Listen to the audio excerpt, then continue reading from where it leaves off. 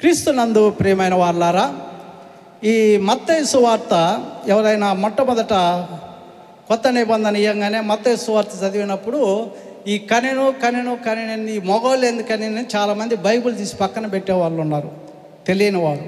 అందుకే నేను ఎవరికైనా మొట్టమొదట బైబిల్ చదవమంటే దావీదు కీర్తనలు, సామెతలు, ప్రసంగి చదివిన తర్వాత బైబిల్ చదవండి అని చెప్తాను. ఎందుకంటే మొట్టమొదటి చదివిన వారికి ఇది అర్థము కాదు. ఆడవాళ్ళు కనాల్సింది మగవాళ్ళు గంటమేందనేసి ఇలా ఉంటుంది. క్రీస్తునందు ప్రియమైన వాళ్ళారా, ఈ చదివిన వాక్య భాగంలో మత్తయి సువార్త 1 నుంచి 1వ అధ్యాయం 1 నుంచి 16 వరకు చదివినప్పుడు 4 స్త్రీలు కనపడతారు. క్రీస్తు పుట్టుకలో 4 స్త్రీలు. మన అంశం ఏంటంటే క్రీస్తు పుట్టుకలో 4 స్త్రీలు.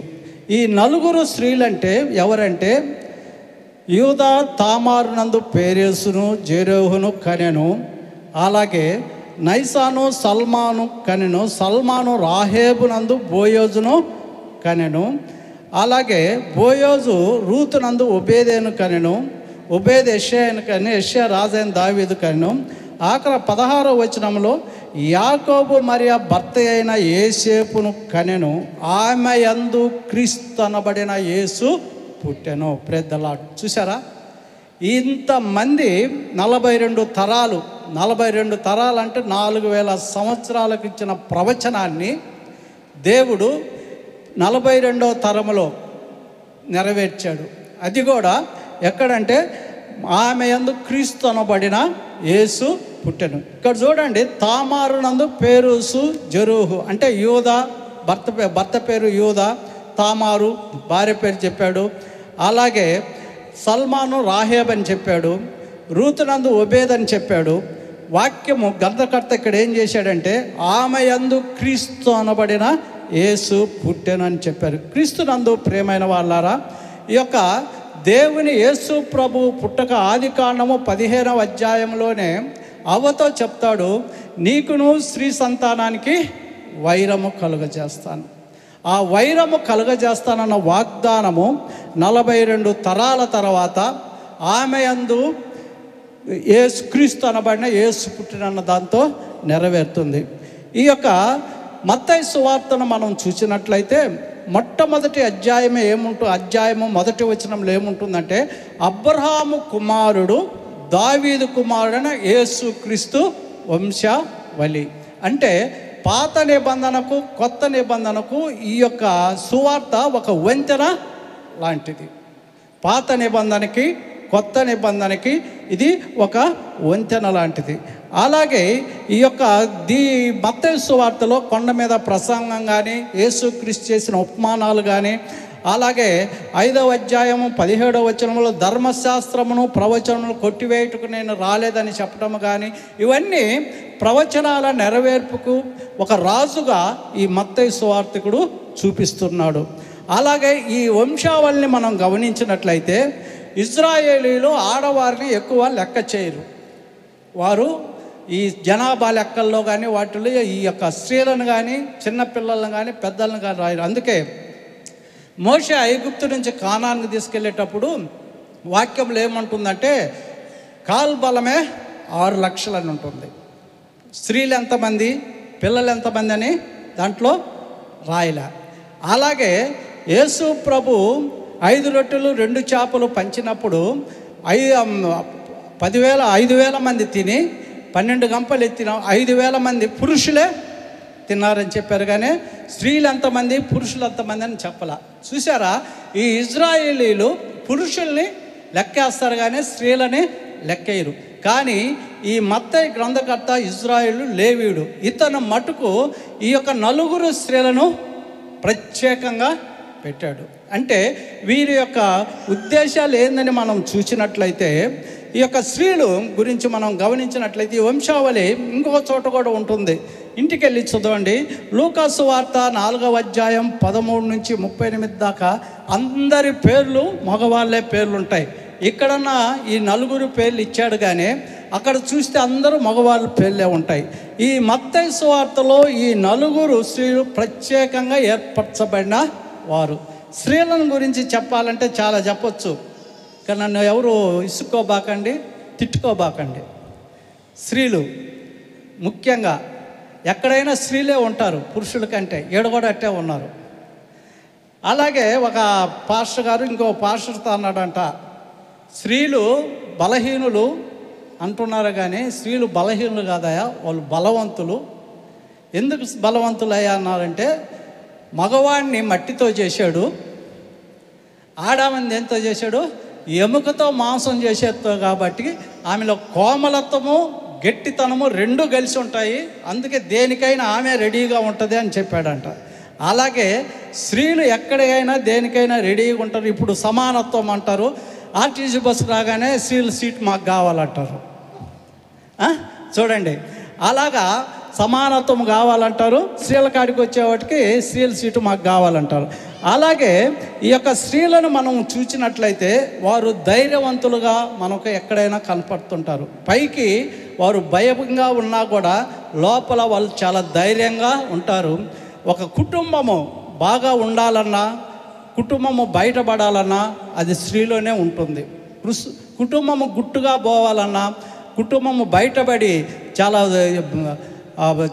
అంటే బ్యాడ్గా ప్రచారం కావాలన్నా స్త్రీ బాగుంటే ఆ కుటుంబము బాగుంటుంది. ఆమె ఏమాత్రం ఒడిదుడుకులైందంటే కుటుంబము బయట పడుతుంది. అందుకే స్త్రీ ముఖ్యంగా ఏ పాత్ర అయినా స్త్రీ ముఖ్యమైన పాత్రగా ఉంటుంది. క్రీస్తునందు ప్రియమైన వాళ్ళారా, ఈ మొదటి స్త్రీ తామారు. ఈ మొదటి స్త్రీ ఎవరు? తామారు. ఈమె తామారు అంటే ఖర్జూరపు పండు, తీయనిది అని అర్థము. ఖర్జూరపు చెట్టు, ఖర్జూరపు పండు అని అర్థము. ఈమె విషయం మనం చూసినట్లయితే ఆదికాండము 38వ అధ్యాయంలో ఈ తామారు గురించి ఉంటుంది. ఈమె ఎవరు అంటే యూదా యొక్క కోడలు. ఈ తామారు యూదా యొక్క కోడలు. 38వ అధ్యాయం, ఆదికాండం 38వ అధ్యాయంలో చూసినట్లయితే అక్కడ షూయోను ఒక కానానీయుని కుమార్తెను యూదా చూచి ఆమెను తీసుకుని ఆమెతో పోయిను. ఆమె గర్భవతి అయి కుమార్ని కనగా అతనికి వానికి ఏరు అని పేరు పెట్టెను. ఆమె మళ్ళా గర్భవతి అయి కుమార్ని కని వానికి ఓనాను అని పేరు పెట్టెను. ఆమె మళ్ళా గర్భవతి అయి కుమార్ని కని వానికి షేలా అని పేరు పెట్టెను.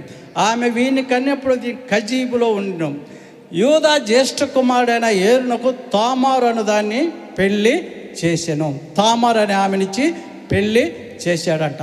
ఈ తామారుకి ఏరును పెళ్లి చేసినప్పుడు ఆ యూదా జ్యేష్ఠ కుమారుడు యెహోవా దృష్టికి చెడువాడైనందున ఆ ఏరును దేవుడు చంపేస్తాడు. అక్కడ యూదా ఇజ్రాయేలీలో స్త్రీకి వివాహమైన తర్వాత కంపల్సరిగా సంతానం ఉండాలి. సంతానం ఉన్న స్త్రీనే వాళ్ళు గౌరవిస్తారు. అటువంటి పరిస్థితుల్లో అక్కడ మరిది ధర్మము జరిగించాలని ఉంటుంది. ఇంటికి వెళ్ళి ఈ 38వ అధ్యాయాన్ని సంపూర్ణంగా మీరు చదవండి. అంటే ఇప్పుడు టైం లేదు కాబట్టి నేను షార్ట్ కట్గా అక్కడక్కడ చెప్తున్నాను. ఆ జ్యేష్ఠ కుమారుడిని పంపినప్పుడు అతను చనిపోతాడు చెడ్డవాడైనప్పుడు. రెండవ వాడిని యూదా ఓనాన్ని పంపిస్తే అక్కడ కూడా అతను ఏం చేస్తాడంటే అన్న భార్య ద్వారా బిడ్డల్ని కంటానికి ఇష్టం లేక అతను యెహోవా దృష్టికి చెడు కార్యం చేయగానే అతన్ని కూడా చంపేస్తాడు. చంపేసినప్పుడు మూడవ బిడ్డ యూదాకి మూడోవాడు చిన్నవాడైనప్పుడు ఆమె పెద్ద అయిన తర్వాత నేను నీకు ఇచ్చి పెళ్లి చేస్తాను, నువ్వు తల్లి ఇంటికి నీ తండ్రి ఇంటికి వెళ్ళిపో అని కానానీయులు పంపిస్తుంది. ఈ యొక్క కానానీయులు ఎటువంటి వారంటే బహు చెడ్డ వారు. అటువంటి పరిస్థితుల్లో ఆమె యూదా చిన్న కుమార్ని పంపిస్తుందని చూసి ఎదురు చూసేది, కానీ ఆ యొక్క చూపులకి ఆమెకి అర్థం లేకుండా పోయింది. అటువంటి పరిస్థితుల్లో యూదా యొక్క భార్య చనిపోతుంది. దుఃఖ దినాలు అయిపోయిన తర్వాత వెంటనే అతను ఏం చేస్తాడంటే అతని ఫ్రెండ్ అయిన అతని దగ్గరికి గొర్రెల బొచ్చు కత్తిరించడానికి వెళ్తాడు. ఆ దారిలో తిమ్నాతు అని వెళుతున్నాడని తిమ్నాతుకి పోతూ ఉంటే దారి మధ్యలో ఈ తామారు ఏం చేస్తుందంటే ఆమె గుడ్డలంతా కప్పుకొని వేసేలాగా ఆడ కనపడ్డప్పుడు చూడండి, ఇక్కడ చూడండి ఏమంటున్నాడు. యూషా కుమారి యూదా భార్య చనిపోయిన తర్వాత 12వ వచనం, యూదా దుఃఖ నివారణ పొంది అదీమీయుడైన హీరాను తన స్నేహితుడు తిమ్నాతుకు గొర్రెల బొచ్చు కత్తిరించు వారి వద్దకు వెళ్ళాను.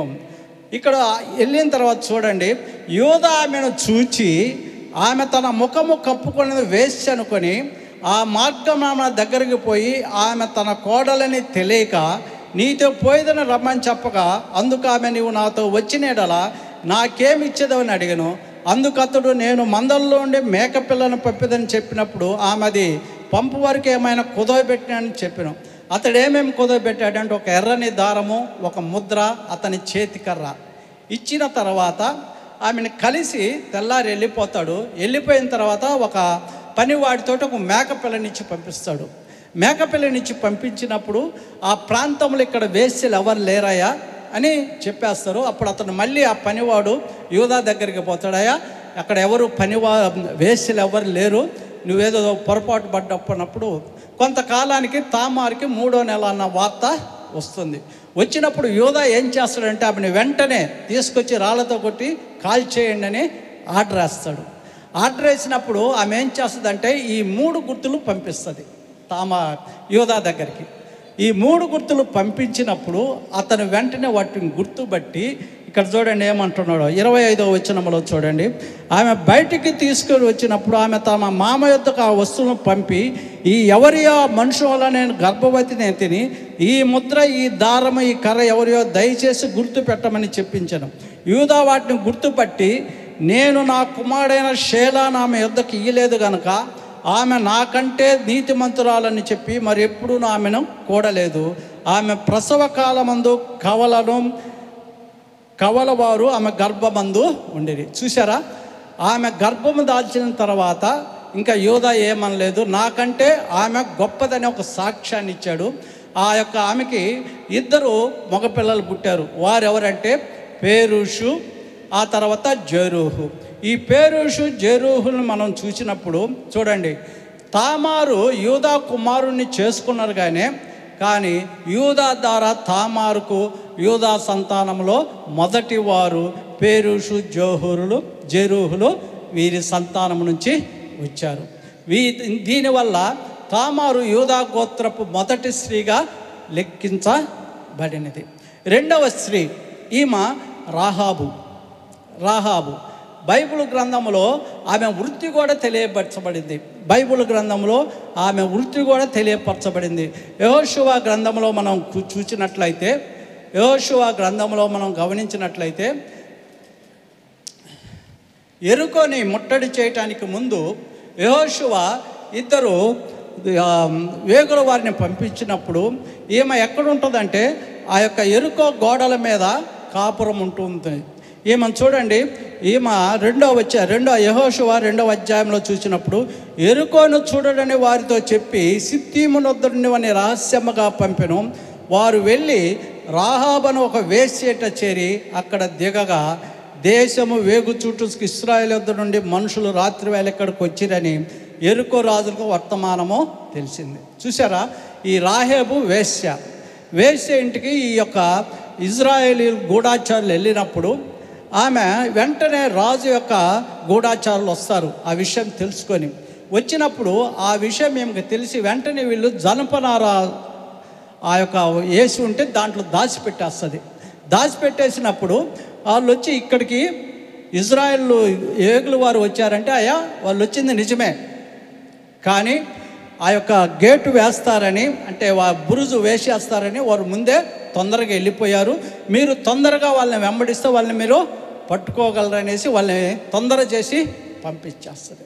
పంపించిన తర్వాత వాళ్ళు పోయిన తర్వాత వీరిని మళ్ళీ బయటికి తీసి ఈమె ఒక పెద్ద సాక్ష్యం ఇస్తుంది. చూడండి ఏమని సాక్ష్యం ఇస్తుందంటే ఆ యొక్క 9వ వచనంలో యెహోవా ఈ దేశమును మీకు ఇచ్చుచున్నాడు. Praise the lord.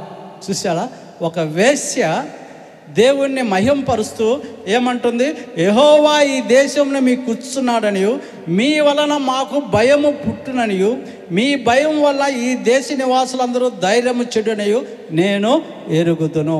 చూసారా, ఒక అన్యురాలు. రాహాబు అంటే విశాలత. ఆమె ఒక అన్యురాలు, వేశ్య విషయంలోకి వస్తే ఒక కవి ఇలాగ అంటున్నాడు, తాను పుండై ఇతరులకు పండవద్దంట, తాను శవమై ఇతరులకు వశమవద్దంట. చూడండి ఎంత బాధకరమైన విషయమో. తాను పుండై ఇతరులకి పండవద్ది, తాను శవమై ఇతరులు వశమవుద్ది. అటువంటి ఆమె వీళ్ళని దగ్గరికి చేర్చుకొని దేవుని గురించి భయభక్తులతో ఏమని చెప్తుందంటే, మీ దేవుడు ఈ దేశాన్ని మీకు ఇచ్చేస్తున్నాడు, అన్యురాలు దేశాన్ని ఇచ్చేస్తున్నాడు అని చెప్పేస్తున్నాడు. అలాగా మీకు మీ వలన మాకు భయము పుట్టుతున్నది. అలాగేమంటుంది, మీ భయం వల్ల మా దేశ నివాసులందరూ ధైర్యము చెడి ఉన్నారు. కాబట్టి ఎలాగంటే ఐగుప్తు దేశం నుంచి ఇక్కడ దాకా మీరు వచ్చినప్పుడు ఏమేమి కష్టాలు పడ్డారో, దేవుడు ఎక్కడెక్కడ మిమ్మల్ని ఆ యొక్క ఎర్ర సముద్రం దాటిచ్చాడో, ఎక్కడెక్కడ మీకు సహాయం చేసేదంతా మాకు తెలుసు. మీరు ఎప్పటికైనా ఈ యెరికో పట్టణాన్ని మీరు స్వాధీనం చేసుకుంటారు. కాబట్టి నా కుటుంబాన్ని, నాకున్న సమస్తాన్ని మీరు కాపాడాలి. నా కుటుంబాన్ని, నాకున్న సమస్తాన్ని మీరు కాపాడాలన్నప్పుడు వాళ్ళు ఏం చేస్తారంటే, వారు ఒక దారాన్ని మీ ఇంటి కిటికీ కట్టు, మేము ముట్టడి చేసినప్పుడు మీ ఇంట్లో ఎవరు ఉంటారో వారందరినీ మేము రక్షిస్తామని చెప్తారు. చెప్పినప్పుడు ఆమె అలాగే వీరు తొందరగా వెళ్ళిపోయి విషయం తెలియపరుస్తారు. ఈ విషయము 6వ అధ్యాయంలోకి వచ్చిన తర్వాత వీరు యెరికో గోడల్ని పగలగొట్టి, స్తుతి ద్వారా పగలగొట్టి ఆడికి యెరికోని ముట్టడిచ్చినప్పుడు చూడండి 23లో, వేగులు వారు ఆ మనుషులు పోయి రాహేబు, ఆమె తండ్రిని, ఆమె తల్లిని, ఆమె సహోదరులను, ఆమె కలిగిన వారందరినీ వెలుపలికి తోడుకొని వచ్చి, ఆమె ఇంటి వారిని అందరినీ వారు వెలుపలికి తోడుకొని ఇజ్రాయేల్ పాలెం వెలుపట వారిని నివసింపజేసి, అప్పుడు వారు ఆ పట్టణము దానిలో నుండి సమస్తం అగ్ని చేత కాల్చివేసిరి. వెండిని, బంగారు, ఇత్తడి పాత్రలను, ఇనప పాత్రలను మాత్రమే యెహోవా మందిరం ధనాగారముగా ఉంచిరి. రాహేబ్ అనే వేశ్య యెరికో వేగు చూచుటకు యెహోషువ పంపిన దూతలను దాచిపెట్టి ఉండెను గనుక అతడు ఆమెను, ఆమె తండ్రి ఇంటి వారిని, ఆమె కలిగిన వారిని అందరినీ బ్రతకనిచ్చెను. ఆమె నేటి వరకు ఇజ్రాయేల్ మధ్య నివసించుతున్నది. నేటి వరకు ఆమె ఇజ్రాయేల్ మధ్య నివసిస్తుంది. చూడండి, తామారు ఇజ్రాయేల్ యూదా వంశానికి మొదటి స్త్రీగా ఉంటుంది. రాహేబు ఈమె సల్మాన్ను చేసుకుంది. ఈ కాలేబు యొక్క సంతతి వాడు. చూసారా, ఈ రాహేబు ఈ యొక్క పాత నిబంధనలు యెహోషువ గ్రంథంలోనే కాకుండా హెబ్రీ పత్రిక 11వ అధ్యాయం 31వ వచనంలో విశ్వాస వీరుల్లో చేరబడింది. ఈమె సొలొమోను రాజు కూడా చేర్చబడలే, కానీ ఈమె చేర్చబడింది. అలాగే యాకోబు పత్రిక 2వ అధ్యాయం 25వ వచనంలో కూడా ఈమె విశ్వాసాన్ని బట్టి ఆ యొక్క యాకోబు పత్రిక దాన్ని నెత్తికి చేస్తున్నాడు. అంతటి సాహసవంతురాలు ఈమె చేసిన వృత్తిని కూడా ఆమె పశ్చాత్తాపంతో, విశ్వాసముతోటి దేవుని బిడ్డల్ని చేర్చుకొని, ఆ చేర్చుకున్న తర్వాత ఆ విశ్వాసం ద్వారా ఏం చేసింది, తన కుటుంబాన్ని రక్షించుకోగలిగింది. మనమేమో అన్నీ బాగుంటాం కానీ కుటుంబాన్ని రక్షించుకోలేము. ఎందుకంటే మేము ప్రార్థనా పరులం, మేము బాగా చదివే వాళ్ళం అంటాము. మనలో ఎన్నో శోధనలు ఉంటాయి. క్రీస్తునందు ప్రియమైన వాళ్ళారా, అందుకే ప్రభువుకి విరిగిన నలిగిన హృదయము అవసరమై ఉన్నది. అందుకే ఆ వంశంలో, యూదా వంశంలో రాహేబుని రెండవ స్త్రీగా ఉంచారు. 3వ స్త్రీ ఈ అందరికీ తెలిసిన విషయమే, రూతు. ఇది అందరికీ తెలిసినమే. రూతులో ఉండేది 4 అధ్యాయాలు. ఈమె మోయోబు సంతతికి చెందినరాలు. మోయోబులు అనగా తండ్రి ఎవరు, మోయోబులు అనగా తండ్రి ఎవరు, ఎవరు మీ తండ్రి అని చెప్పటానికి వాళ్ళు ధైర్యము లేదు. కాబట్టి ఈమె శపింపబడిన వంశము. వీళ్ళు ఇజ్రాయెల్తో స్నేహము చేయకూడదని దేవుడు చెప్పాడు. వీరితో ఇజ్రాయెల్ స్నేహము చేయకూడదు. అటువంటి వారు నయామి ఈమె ఏం చేసిందంటే వారినే వివాహమాడింది. ఈ యొక్క రూతు గ్రంథంలో మనం గమనించినట్లయితే రూతు 1:4 చూడమ్మా, పనిలేదు. వారు చూడండి, న్యాయాధిపతి ఏలిన దినమందు దేశంలో కరువు గలగా యూదా బెత్లెహేము నుండి మనుషుడు తన భార్యను, తన 2 కుమారులను వెంటబెట్టుకుని మోయోబు దేశ కాపురముగా, ఆ మనుషుని పేరు ఎలీమెలెకు, అతని భార్య పేరు నయోమి. చూడండి, యాడికెళ్ళారు, రొట్టెల గృహాల నుంచి ఎక్కడికి వెళ్ళారు, మోయోబు దేశం. అది సమాధుల ఊరని పేరు. అటువంటి పరిస్థితుల్లో ఆమె ఇద్దరి కుమారులకి ఎవరినిచ్చి పెళ్లి చేసింది? మోయాబులనిచ్చి పెళ్లి చేసింది. ఇద్దరు కుమారులు చనిపోయారు, భర్త చనిపోయాడు. ఒక్కతే ఇద్దరు యవనస్తులైన ఇద్దరు కోడళ్ళని పెట్టుకొని ఉందన్నమాట.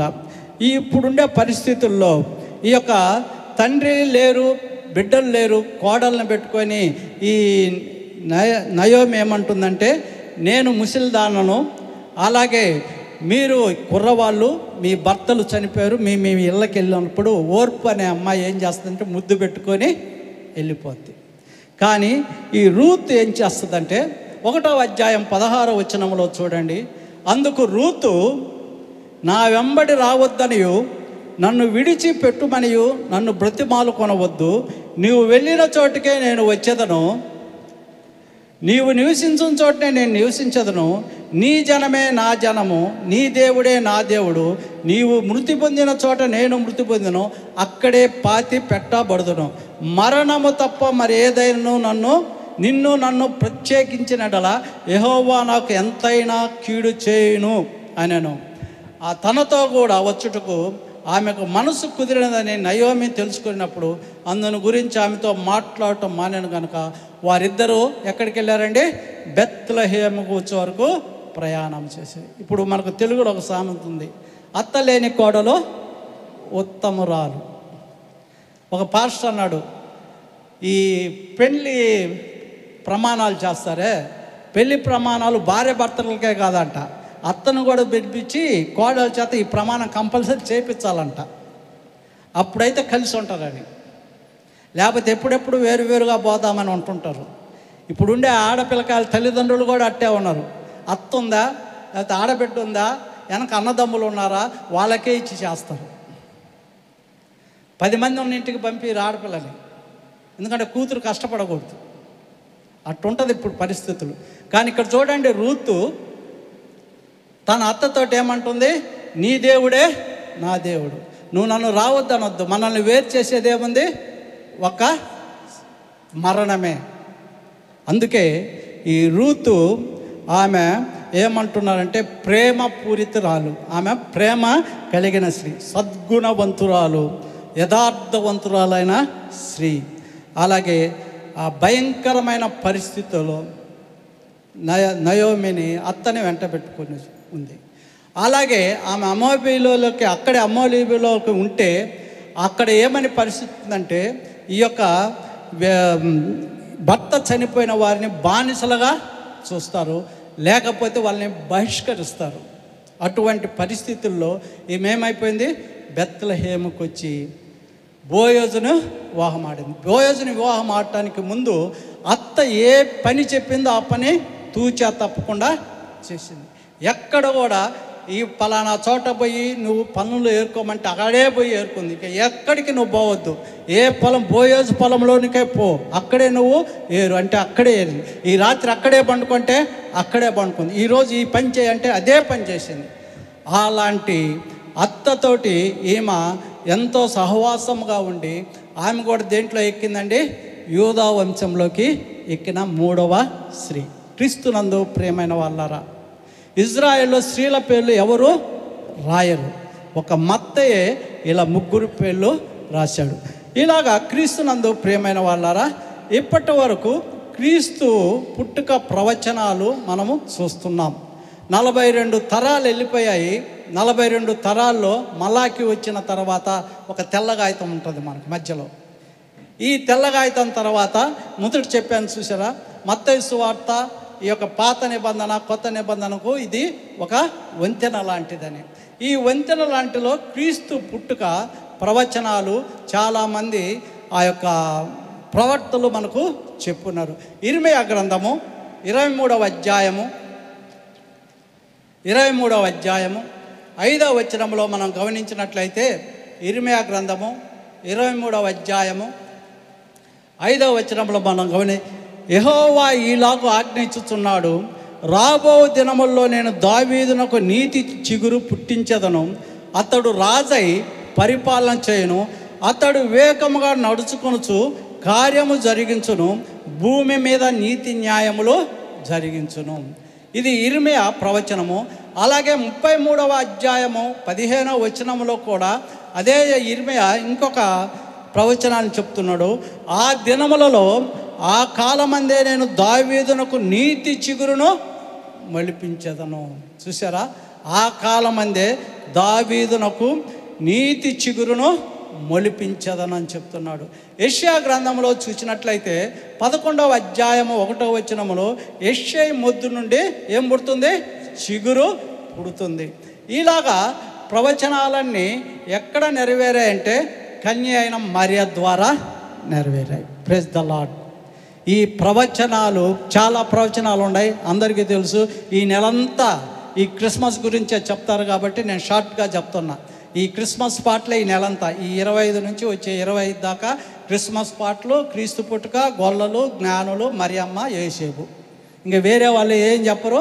ఈ పాటలే సందడే సందడి, ఈ పాటలతో సరిపోద్ది ఈ నెలంతా. కాబట్టి మీకు చాలా పాస్టర్లు వస్తారు, చెప్తారు. కాబట్టి కొన్ని ప్రవచనాలే నేర్పుతున్నాయి. ఈ ప్రవచన నెరవేర్పు 42వ తరం తర్వాత కన్య అయిన మరియ ద్వారా నెరవేరు. ఆమె 4వ స్త్రీ. చూసారా, ఎంతమంది క్రీస్తు వంశావళిలో ఎంతమంది స్త్రీలు ఉన్నారండి? తామారు,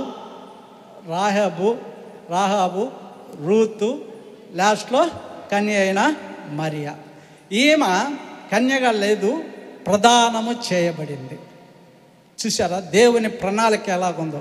ప్రదానము చేయబడిన తర్వాత దూత ఆమెకు ప్రత్యక్షమై దయాప్రాప్తురాలా, నీకు శుభం కలుగునగా పరిశుద్ధాత్మ ద్వారా నీవు గర్భం దాలుస్తావు.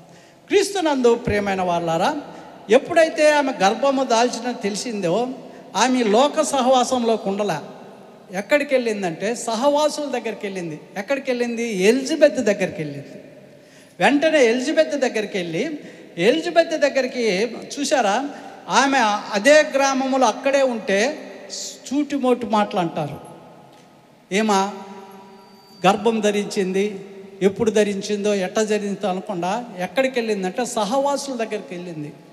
ఆమె బైబిల్లోని వ్యక్తుల్లో సహవాసుల దగ్గరికి ఈమె వెళ్ళింది. చూడండి, లూకాసు వార్త 1వ అధ్యాయము 39లో ఆ దినమందు మరియ లేచి యూదా ప్రదేశం నుండి కొండసీమలోని ఒక ఊరికి త్వరగా వెళ్ళి జకర్యా ఇంట్లో ప్రవేశించి ఎలిజబెత్తుకు వందనములు చేసెను.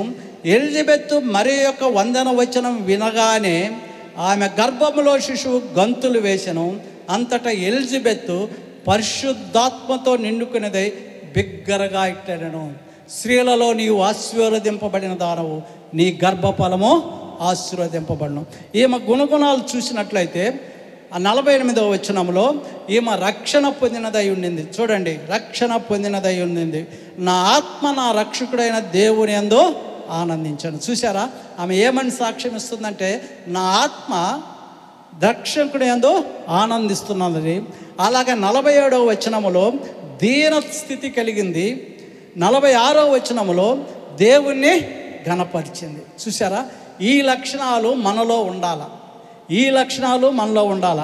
అలాగే సహవాసం కలిగింది. ఎవరితోటి? ఎలిజబెత్ తోటి సహవాసం కలిగింది. ఆమె ఇతరులతోటి అన్యులతోటి ఉండలా, నేరుగా సహవాసుల దగ్గరికి వెళ్ళింది. అలాగే ఆమె జీవితాన్ని సమర్పించుకుంది. యూదా వంశంలో ఆమె క్రీస్తుని ఇచ్చింది. యూదా అనగా స్తుతి ఏంది? మన స్థితిని మారుస్తుంది. ఎప్పుడైతే స్థుతి గల ఇల్లు ఏమవుద్దంటే మన స్థితిని, ఉన్న స్థితిని మార్చేస్తుంది. అందుకే యూదాలో దేవుడు యేసు ప్రభు పుట్టాడు. క్రీస్తునందు ప్రియమైన వాళ్ళారా, 1 పేతురు 5వ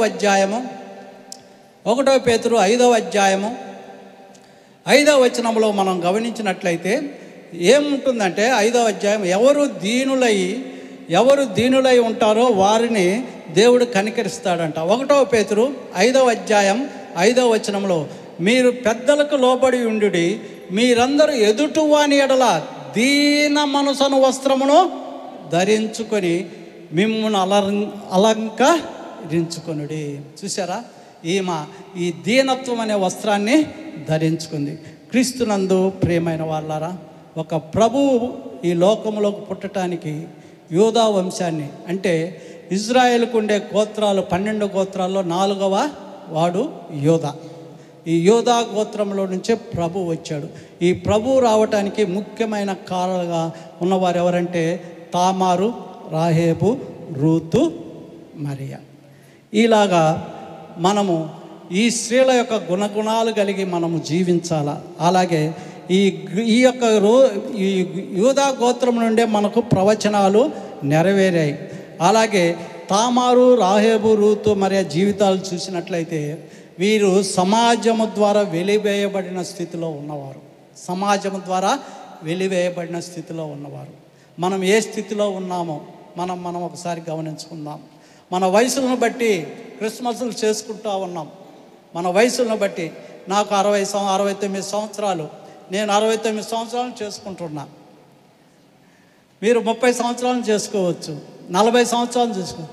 ప్రభువు హృదయంలో పుట్టాడా? మీ గృహంలో పుట్టాడా? ఒకసారి మనము ఈ నెల రోజులు దేవుడు మనకు సమయం ఇచ్చాడు, మనం పరీక్ష చేసుకుందాం. చూసారా, తామారు అన్యురాలు, రాహేబు వేశ్య, రూతు శపింపబడిన వంశంలో నుంచి వచ్చింది. అందుకే యెహోవా దేవుడు అందరికీ దేవుడనే చెప్తున్నాడు. రోమీయులకు రాసిన పత్రిక 10వ అధ్యాయము, రోమీయులకు రాసిన పత్రిక 10వ అధ్యాయము 12-13లో చూసినట్లయితే, యూదుడని గ్రీసు దేశస్థుడని భేదము లేదు, ఒక్క ప్రభు అందరికీ ప్రభు అయి ఉండి తనకు ప్రార్థన చేయు వారందరికీ అందరి ఎలా కృప చూపుటకు ఐశ్వర్యవంతుడై ఉన్నాడు. క్రీస్తునందు ప్రియమైన వాళ్ళారా, వాడని ఈడని ఆ దేశస్థుడని ఈ దేశస్థుడు, ఆ కులపువాడు ఈ కులపువాడని లేదు. కానీ ఎవరి యందు ఆయనందు విశ్వాసం ఉంటారో వారందరూ, ఎవరైతే ఆయనకు ప్రార్థన చేస్తారో ఆయన కృప చూపుటకు ఐశ్వర్యవంతుడై ఉన్నాడంట. Praise the Lord. ప్రభువు మనలో ఉండాలంటే మనలో ప్రభువు పుట్టాల, మనలో ప్రభువు పుట్టాల. అందుకే ఈ యొక్క లూకాసు వార్తలో 2వ అధ్యాయంలో 14వ వచనంలో దూతలు ఏమని పాట పాడుతున్నారంటే, మనకు సమాధానం ఉండాల. మనుషులకి ఏమున్నా లేకపోయినా సమాధానం లేకపోతే ఎంత తిన్నా వేస్టే, ఎంత ఉన్నా వేస్టే. అందుకే చూడండి, సర్వోన్నతమైన స్థలములలో దేవునికి మహిమయు, ఆయనకిష్టులైన మనుషులకు భూమి మీద సమాధానము కలుగునుగాక. Praise the Lord. యేసు ప్రభు మనకెందుకు పుట్టాడంటే నీకు నాకు సమాధానం ఇవ్వటానికి. మనల్ని మనము కించపరచుకోవటానికి కాదు, మనం ద్వేషించుకోవటానికి కాదు. కానీ క్రీస్తు కలిగిన మనము ఏమి కలిగి ఉండాలా? సమాధానము కలిగి ఉండాలా. ఈ సమాధానం లేకపోతే నువ్వు క్రిస్మస్ చేసుకోవటమే వేస్ట్, వీరి త్యాగమే వేస్ట్. అందుకే సమాధానకర్త యేసు ప్రభు ఎవరండి? సమాధానకర్త. అందుకే యేసు ప్రభు కూడా సమాధానం అంటే చాలా ఇష్టము. అందుకే యోహాను సువార్త 14వ అధ్యాయంలో ఏమంటున్నాడంటే, యోహాను సువార్త 14వ అధ్యాయం 27వ వచనములో, యోహాను సువార్త 14:27లో మనం గమనించినట్లయితే 14:27లో, శాంతిని మీకు అనుగ్రహించి వెళుచున్నాను, నా శాంతినే మీకు అనుగ్రహించుతున్నాను, లోకమిచ్చినట్లు నేను మీకు అనుగ్రహించట్లేదు, కానీ మీ హృదయమును కలవరపడనీయకుడి. క్రీస్తునందు ప్రియమైన వాళ్ళారా, క్రీస్తు నీలో నీ గృహంలో పుడితే నువ్వు ఏ విషయానికి కూడా కలవరపడవు, ఏ విషయానికి కూడా కలవరపడవు. అందుకే 16వ యోహాను సువార్త 16వ అధ్యాయం 33వ వచనములు అంటాడు, నా యందు మీకు సమాధానం కలుగునట్లు ఈ మాటలు మీతో చెప్పుచున్నాను, లోకంలో మీకు శ్రమ కలుగును, అయినను ధైర్యము తెచ్చుకునుడి, నేను లోకాన్ని జయించి ఉన్నాను. చూసారా, ఇలాంటి మాటలు ఎవరు చెప్పరు, ఒక ప్రభువే చెప్తున్నాడు. క్రీస్తునందు ప్రియమైన వాళ్ళారా, మనము సమాధానము కలిగి ఉండాలి. ఈ సమాధానం లేకపోతే క్రీస్తు పుట్టుక ఈ లోకంలో వేస్ట్. నీవు నేను సమాధానము కలిగి జీవించాల. ఒక చిన్న కథ చెప్పి నేను ముగిస్తాను. మీరు కూడా అలసిపోయినట్టున్నారు. ఇది చిన్న కథ. దేవుడు మనలో ఎలాగా పుట్టాలనేది చూసినట్లయితే, ఒకవేళ ఈ యూట్యూబ్లో వస్తున్నాయి కాబట్టి ఎవరైనా వినుంటారు, ఇన్నా కూడా సందర్భానుసారంగా చెప్తున్నాను. ఒక రాజు కొడుకుని 3 యవనస్తులు రక్షించారంట.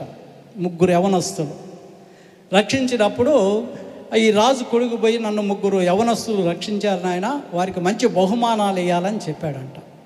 బహుమానాలు ఇస్తా అంటే సరే వాళ్ళ 3 పిలిపించినప్పుడు 3 పిలిపించాడంట. 3 పిలిపిస్తే మొదటోడు రాగానే నాకు వివాహం కావాలా అన్నాడంట. ఈ లోక ఆచారం వివాహం ఇచ్చి చేశారు. రెండో వాడు వచ్చాడంట. రెండో వాడు రాగానే వాడు ఏమడిగాడంటే, నాకు నీ సైన్యంలో నాకు ఉద్యోగం ఇయ్యి, నేను రోజు నెలకేదో ఇంత తిని చేసుకుంటానని ఈ లోకానుసారంగా ఉద్యోగం ఇచ్చేశాడు. మూడో వాడు, రాజుగారు మీరేమనుకోవద్దు కదా, నా ఇంటికి నెలకొకసారి రండి భోజనానికి అని చెప్పానంట. నెలకొకసారి భోజనానికి. ఇతను ఆలోచన ఓకే అన్నాడంట. ఈ ఇల్లు ఎక్కడుంది? అడవిలో ఉంది, దారి లేదు, ఊరంతా చీకటి. ఈ రాజు వస్తున్నాడంటే ఏం చేయాలా? ముందు ఎవరు పోవాలా? పైలట్ పోవాలా. మనకి ఎవరైనా ఎమ్మెల్యే వస్తున్నాడంటే ఇదంతా శుభ్రం చేసుకుంటూ ఉంటాం. కానీ ఒక రాజు వస్తున్నాను అన్నప్పుడు పోతే ఆడ ఇంటికి పోయితే ఏమీ వసతులే లేవు. అది ఒక చిన్న పూరి గుడిసె. ముందు ఏం చేశారు? రోడ్లు వేసారంట. తర్వాత ఏం చేశారు? లైటింగ్ వేసారంట. తర్వాత ఇల్లుని పెద్ద చేశారంట. నెల పోవాలా. నెల ఒక్కడే పోవటానికిలే, రాని అందరూ పోవాలా. వాళ్ళందరికీ పెద్ద డైనింగ్ హాల్, పెద్ద ప్యాలెస్ కట్టారు. ఆ గ్రామము చీకటి గ్రామం ఏమైపోయింది? వెలుగు గ్రామముగా అయింది. Praise the Lord. క్రీస్తునందు ప్రియమైన వాళ్ళరా, ఒకడు ఈ లోక సంబంధమైనది అడిగాడు, రెండవ కూడా ఈ లోక సంబంధమైన జీవితాన్ని గురించి అడిగాడు. ఈడైతే ఏమన్నాడు? నీవే నా ఇంటికి రా. ఎప్పుడైతే రాజుని ఇంటికి పిలిచాడో, ఆ రాజు నెల రావటమే కాదు, ప్రతిరోజు ఆ ఊరిలో వెలుగే. ఎందుకంటే ఒకసారి వేస్తే ఇంకా తీయటానికి లేదు. ఎప్పుడు ఆ ఇంటికి ఎప్పుడు ఈ సైనికులే ఉండేవారు. ఆ ఇల్లు, ఆ గ్రామం అంతా ఏమైంది? ఒక మంచి కాంతివంతమైన గ్రామమైంది, రాజు కలిగిన గ్రామమైంది. క్రీస్తునందు ప్రియమైన వాళ్ళారా, ఈ లోకాన్ని మనం ఎప్పుడు కూడా కోరుకోకూడదు. ఈ అబ్బాయి ఏం చేశాడు? రాజునే కోరుకున్నాడు. అలాగా యూదుల రాజు అయిన క్రీస్తును మనము కలిగి ఉంటే మన ఊరే కాదు, మన సంఘమే కాదు, ఈ లోకమే వెలుగై ఉంటుంది. నీవు పండగ చేసుకుంటున్నావు, ఈ లోకంలో ఏం పండగ చేసుకుంటున్నావు? నెల రోజుల నుంచి మూలలో ఉన్నాయి తీసి దులుపుకుంటావు, కానీ నీ హృదయాన్ని నువ్వు దులుపుకోవు. ఈ సంవత్సరం అంతా పెడతారు, ఈ చలికాలంలో పెడతారు, బయటికి వేస్తారు. పండగ టయానికి చలి జ్వరాలతో ఉండిపోతారు. పండగ చేసుకోరు, ఏం చేసుకోరు. దీనికి సరిపోద్ది. క్రీస్తునందు ప్రియమైన వాళ్ళారా, మన బూజులు దుడుపుకోవటం కాదు, హృదయంలో ఉండే బూజుల్ని తుడుపుకోవాలి. అందుకే గలతీయులు రాసిన పత్రిక 5వ అధ్యాయము ఈ లోక శరీర కార్యాలు చూడండి. జారత్వము, అపవిత్రత, కామకత్వము, విగ్రహారాధన, అభిచారము, విద్వేషములు, కలహములు, మత్సరములు, క్రోధములు, కచ్చలు, భేదములు, విమతములు, అసూయలు, మద్దతులు, అల్లరితో కూడిన ఆటపాటలు మొదలైనవి. వీటిని గూర్చి మీరు ఎప్పుడు కూడా వాటిని వదిలి వేయాలి. ఎప్పుడైతే ఆత్మఫలం ప్రేమ, సంతోషము, సమాధానము, దీర్ఘశాంతము, దయాలత్వము, మంచితనము, విశ్వాసము, సాత్వికము, ఆశా నిగ్రహము, ఇట్టి వాటికి విరోధమేది? క్రీస్తు యేసు సంబంధులు శరీరాన్ని దాని ఇచ్చలను దురాశలతో సిలువ వేసి ఉన్నారు. చూసారా? క్రీస్తునందు ప్రియమైన వాళ్ళారా, ఈ ప్రీ క్రిస్మస్ మనం ఎందుకు చేసుకుంటున్నామంటే ఈ 30 రోజులు సిద్ధపాటు మనకు ఉండాలి.